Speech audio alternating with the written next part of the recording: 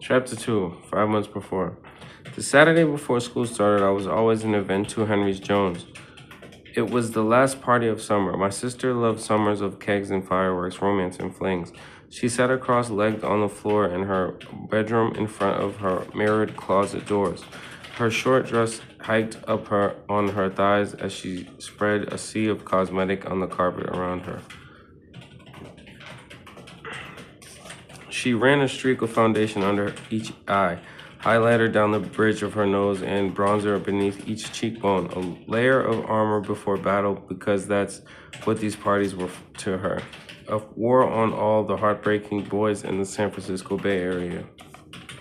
I stretched across on her bed on my stomach as Henry blended the whole thing together. I could have watched her apply makeup for hours.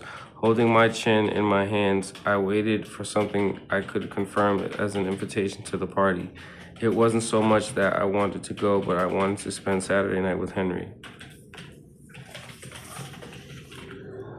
She rimmed each of her ears in royal liner and met my stare in her mirror. Andy asked me about you today. What did he want to know? We were hanging out in the Hyatt, me and him and Ari and Mick. You know Mick, he's got those gorgeous blonde dreadlocks. And Andy asked if I'd mind he took you out sometime.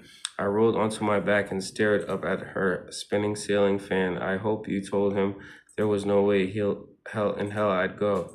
She bit her smiling lips the way she always did when I slipped in a word like hell and recapped her eyeliner pencil. What do you think I'd say? Knowing Henry, she could have told him anything. Well, of course, I told him you've been dying to get a piece of him forever. You didn't. I sent a throw pillow sailing at her head. Henry ducked and the pillow thudded against the closet doors. Of course not. I told him not in a million years did I think you'd say yes. She added another coat of mascara and glanced back at me. Pass me my purse, will you? The top drawer of her dresser was open a crack, enough for me to see what was hidden between her silky thongs and see-through bras, a package of birth control pills. Henry never had to tell me she was having sex, but I knew. I'd watched her at a pool party last weekend with a beach towel wrapped neatly around the waist of my one piece. I sat in the shade while Henry lounged on the first step of the pool. My wild blonde curls were piled up on top of my head in a bun, she'd styled for me that looked more like an old lady's beehive. I kind of loved it. In 60 or 70 years, we'd both wear our hair that way every day. Jake Holt's hand stroked through her silky hair from root to tip, never once snagging on a tangle or a split end. She curled into Jake, arched her fully inflated breast against his chest. That was when I knew any semi-state or her virginity was a thing of the past. I was 15, my sister Henry 16, and I didn't know what could happen in that 1 year between our ages, but I was just as worried it would happen to me as I worried it wouldn't. Girls, our mother called up the staircase. I left some files at the office, so I'm running back downtown for a few hours. The pizza will be here in 20. Our mother had been busy keeping up with her work schedule and playing the new roles of single mother. Too busy to know Henry spent the weekends with her arms and legs hanging out in the windows of moving cars and her lips pressed against the mouth of whatever boy had snagged her attention for the night. And she didn't know Henry always brought me along to the parties, a silent witness. My sister didn't acknowledge her, so I did. So I said, thanks, Mom. Keys jangled as Mom hesitated. Oh, and if something happens and you don't feel comfortable driving, I'll have my cell Henry. You got it, Henry said. If anyone at all drinks and drives, you'll be the first to know. Henrietta Jones, I mean it. Henry cranked up the music after Mom backed down the drive within the chaotic walls of my sister's bedroom. There were only 2 volumes to music, loud and louder. Laughing, she shouted, "Prepare yourself, Em. This is the year I bring you to the dark side." She pulled me into the bed and, never releasing my hands from hers, we half danced, half jumped to the Red Heart song that vibrated inside my ribcage. Okay, so the main character's name is Emma. I forgot that's in the intro. And her friend is Henry, and the main character was crushing on this dude Alex, and now they're doing, I believe, about to go to a party, and their mom's getting introduced. We collapsed on the bed, a jumble of limbs and blankets as the song ended. Christmas tree lights twinkled around us. She'd strung them up 3 years ago and couldn't bear to take them down. I could have stayed in our little world forever. In our own little room forever. But Henry's attention went elsewhere. "Who's that?" She untangled her limbs from mine and went to her bay window. I crawled off the bed and stared down below. A boy unloaded staircases into the Moreno's driveway. He was tall and lanky, his face shielded by the brim of his orange Giants baseball hat. He looked up to the window. Henry and I were leaning out and waved. Henry pressed closer to the window and, with one hand on her hip, waved back. The textured wall scraped my back as I slid to the floor and out of his sight. "That's Jesse." She slipped down to my side. "That's Jesse. Are you sure?" "I'm sure. Jesse's dad." Eric Moreno had the same white, toothy smile, the same golden complexion plastered across billboards around the Bay Area, advertising for his own sports recap show on the Latino channel. Eric Moreno's smile was everywhere. I seen his face almost daily in the ads on the BART train to school. Henry crossed her arms and tapped a finger against the smile she was trying to suppress. "You obviously think the years have been kind." Only a year. It had been a year almost exactly since Jesse went to live with his mom in Seattle. Rumor at the last block party was that his mom got engaged to a guy with his own pack of kids, so Jesse was moving back in with his dad next door again. Henry pressed our heads together and said, in the sexiest Nor voice, "Maybe he's been pining for you ever since he left." I'd always told Henry everything. There weren't many secrets I dared to keep from my sister, from my best friend, except for 2. First, I wasn't the Joneses' sister Jesse had been head over heels for, and second, I really did want him for my very own. "He's like our brother," I said, gross. Something stopped me from telling her the truth, and I don't know why, because me liking Jesse, any warm-bodied boy at all, that was something my sister would understand. Henry had enough making out stories for both of us Jones girls combined, in new cars or BART cars or Charlie cars, under historic bridges or rusted out canopies, inside tents or outside the rain. Henry had done it all. She surveyed her appearance in the mirror one last time and applied a thick ring of red lipstick. "You are going to start getting ready soon, aren't you?" Music pulsated from the white 2-story Queen Anne style house at the end of the Balzac Drive as Henry searched for a parking spot. I'd never been inside before, but I knew the place was Henri Devereaux's. I'd ridden with our mom once or twice when she picked up Henry after a sleepover. Henry was all at once Henry's best friend and greatest enemy. Henry double parked Dad's old sedan outside, always blocking 2 cars in the driveway. "Really? What?" "My heels are high," she said. You wouldn't want me to get blisters, would you?" "Is Jake going to be there tonight?" I asked as Henry checked her reflection in the rearview mirror. "Who cares? I thought you weren't into him." She flipped the emergency brake on the steep Nob Hill Street and flung open her door. "I think he's screwing around with Ari. Good riddance." Jake Holt had been Henry's weak spot for months. He'd been the only guy who wasn't chasing her, and that blew away her idea of her world. I hated how Henry couldn't be honest that he'd hurt her even with me.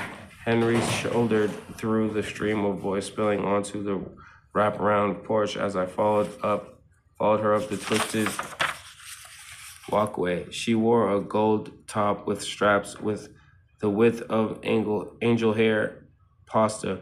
It dipped low beneath her scapula and draped there, revealing every bit of her back. If the fabric moved just so, you had to look twice to make sure the gold shimmer wasn't hand painted on her body.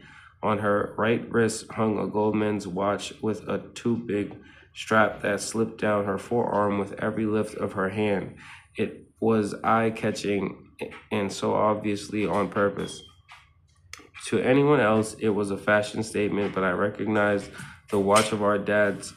One of the many thighs he left, one of the many things he left behind when he moved out last July. Henry said Coco Chanel's fashion philosophy was to take off one accessory before you left the house. Henry Jones' philosophy was to add something spectacular. I had borrowed a black cropped leather jacket from Henry that was my statement piece for the night. We'd barely graced the threshold when Henry caught Erin Moser in her net. Every other party before, Henry would turn to me before she shook off with someone in mouth. Are you okay? It didn't matter if I was or I wasn't. I always nodded. That night, with Erin slipping his hand into her back jeans pocket, she walked on without a single look. The party wasn't all seniors. There were juniors in my class there too, but everyone's conversation seemed so solid, so involved, I didn't want to interrupt. And in the dining room, I found a punch bowl with stacks of red Solo cups and filled up a cup to the brim. Someone hovered beside me. You realize it spiked. Does Henry let you drink now? Without turning, I knew that voice was Jesse's. The alcohol smelled strong. Watching myself in the mirror above Ari's parents' sideboard, I lifted it to my lips and I lied. Henry's not the boss of me. I took a small sip. How's your mom? Getting married, some prick who wears a fanny pack. I didn't think she needed me much anymore. He's dipped a glass of punch for himself. He'd always had these thick eyebrows, and over the last year, the rest of his face had grown into them, because somehow they now worked. When Jesse left, I wasn't that sad because it would be no time before I saw him again for Christmas and spring break. But our parents decided to take us to visit our grandparents in Maine for the week of Christmas vacation, and when spring rolled around, we noticed his dad packing up his SUV. He rented a cabin near Yosemite for the week, so a whole year went by without seeing Jesse. And over the year, that feeling in my chest had started to fade away. Now it spread through me with an intensity that reached my fingers and toes. What's been going on with you, Em? Nothing. My reflection swam in the mirror. I should have said something sexy and interesting. So your dad moved, huh? So your dad moved out, huh? I'm sorry, really sorry. Yeah, that last July, we didn't have any idea about that lady. I mean, we also didn't know we weren't making him happy anymore. Our house wasn't good enough, and a loft in the city was the kind of home he was after. Now our father lived in a world where we didn't belong, with a needy girlfriend who didn't look much older than Henry, a saltwater pool in need of daily skimming, and a flashy Porsche that needed to be raced around the roads of wine country. Fortunately, we didn't need him either. That's what Henry said.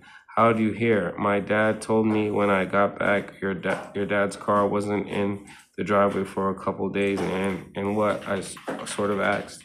Why would you ask? Because my dad's car wasn't there.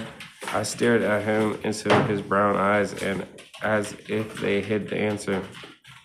You knew something, didn't you? People talk. Some of his drinks sloshed from his cup onto Ari Derivo's oriental rug. As he shrugged, he gaped at the punch pooling on the surface of the carpet.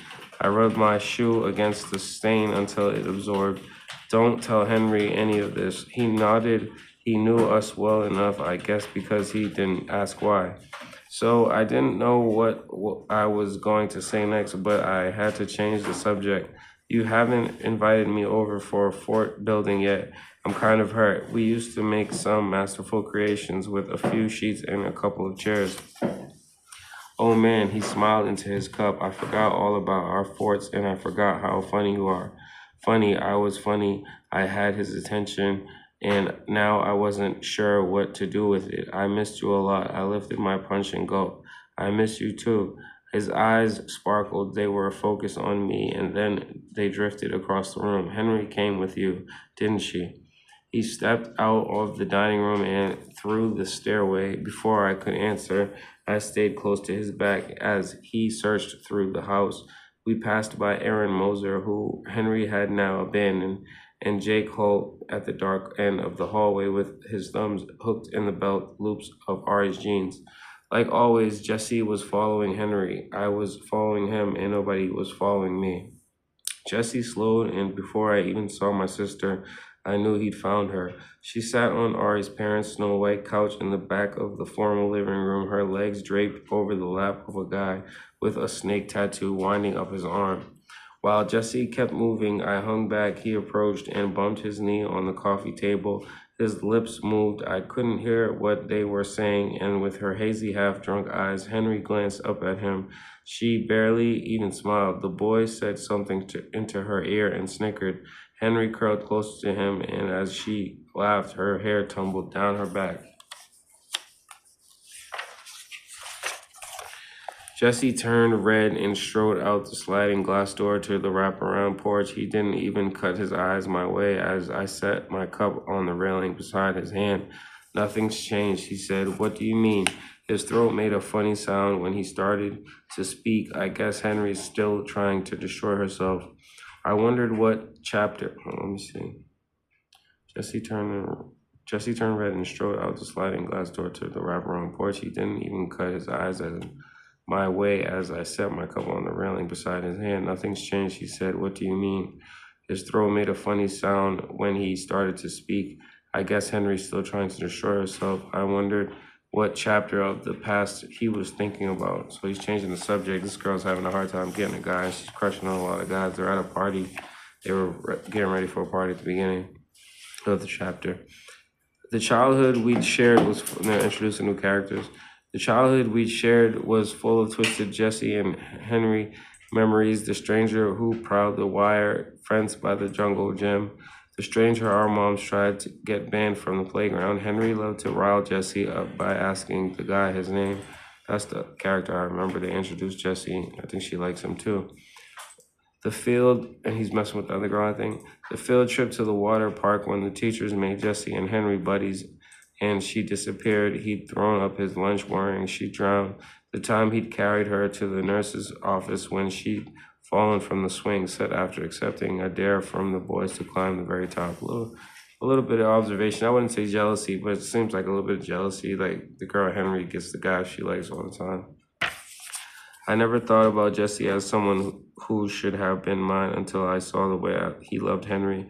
I wanted to be loved like that, and Henry couldn't never love him back. So it was the perfect solution. Jesse would belong to me. Yeah, so I think Henry gets a lot of boys, and the girl Emma is like trying to get a boy. We would exist in a state of romantic bliss, and because I loved my sister so much, I could live with the fact that he loved her too.